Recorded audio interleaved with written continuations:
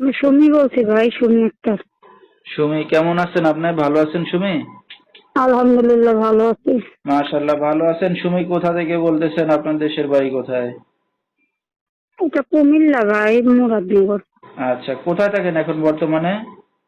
কুমিল্লায় থাকি ভাই, এখানেই থাকি। আচ্ছা, দেশের মেয়ে দেশেই আছেন। কে কে আছে আপনার ফ্যামিলিতে সুমি? আমার ফ্যামিলিতে আছে, খালা আছে, খালার ঘরের ভাইরা আছে। আচ্ছা, তো সুমি বর্তমানে কি করেন আপনি? বাসা বাড়িতে কাজ করি।